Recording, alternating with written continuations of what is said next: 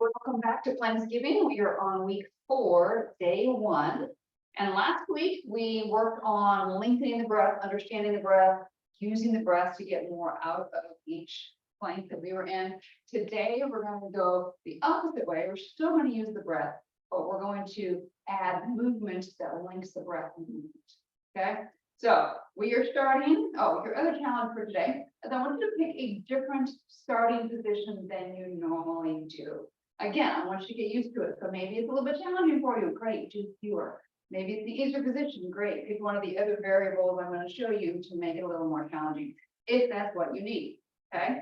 And again, every day is different. So every time you go back and watch these videos, take a different starting position. All right. So we're going to start up against, I'm going to start up against the wall in a front plank. So again, you're getting your nice square rectangle here. And your feet are a comfortable distance apart. All right, so shoulder blades back and in. So notice the core, notice the stability, get those lower abs to really check in. And then from here, think about keeping your core, your hips stable, let the spine rotate the elbow down, and then bring your other one down. And then bring yourself back to your hands, back to your hands. So let's just practice that. This is part 1 of what we're going to do. Again, these get in and work the whole body differently. So you're really focusing on what are your hips doing here. Okay. And then let's go with the other arm starting. So again, if this is enough for you, you're welcome to stay here. You're dropping that elbow down. You're making sure the shoulders are solid. All right. You're ready for the full plank. All right. So start with that right elbow. Put it down. Left elbow. Right hand down. Left hand, and now slow on the way in, and then press on the way out. Exhale, drop the elbow. Exhale, drop the neck. You got a short inhale in between, so each time you move an arm, it's an exhale. Pause for inhale, exhale, slowly lower in. Inhale, press away. Now I mentioned leg variation. So what happens if your legs go wider?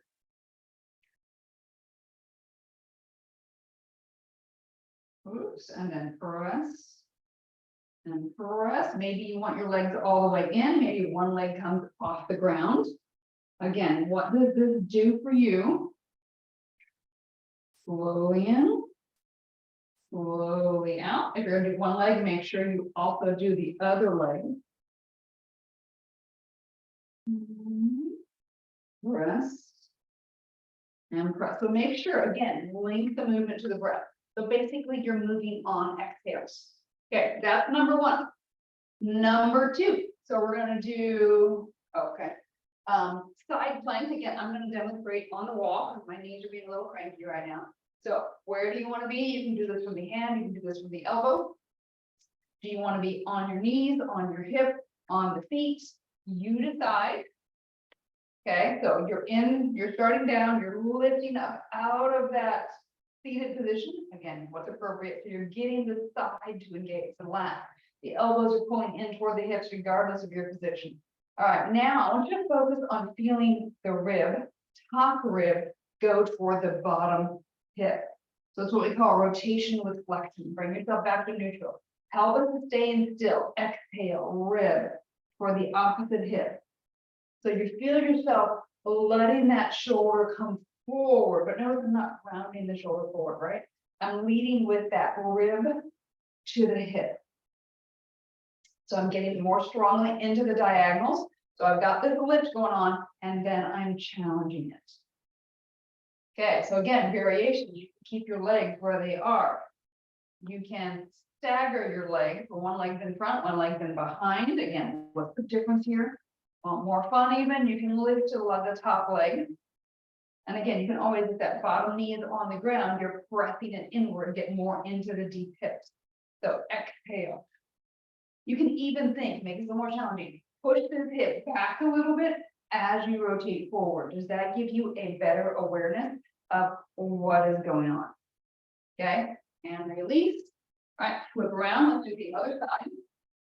So again, where do you want to be? The shoulder is relaxed. You know this setup by now. So elbow pulled in, your lats engage, and then your core, and then you're lifting. All right, so again, whatever plank is the option you have chosen, Exhale. Rotate forward. So just your standard prayer first. Exhale. Rotate forward. So shoulders staying back. And then you can play with the leg position. Maybe you stagger the leg. What does that do for your stability? If that bottom knee is down, you can press that bottom knee down. You can lift the top leg regardless of where you are, if that's appropriate for you. Again, just options. Start thinking about how you progress this. All right, and then push the hips back as you go forward. So top rib, bottom hip. What's leading? That rib to hip connection. You're feeling that. All right, so again, pause this if you need to. Keep working on it. Going on to movement number 3. See, you've gotten a lot of foundation already. I don't have to cue everything now. This is good. All right, so reverse plank. So again, pick a starting option that maybe you haven't done yet. And so last week we were working on sitting here and doing opposite arm, opposite leg. You could do it from the ground if you wanted to, and you can go back to that bridge position. All right, so now you're going to lift your right leg, your left arm, exhale, press that left foot into the ground, lift up. So notice your hips may skew a little bit. That is fine. Release, switch side, exhale, press down with that right foot, lift.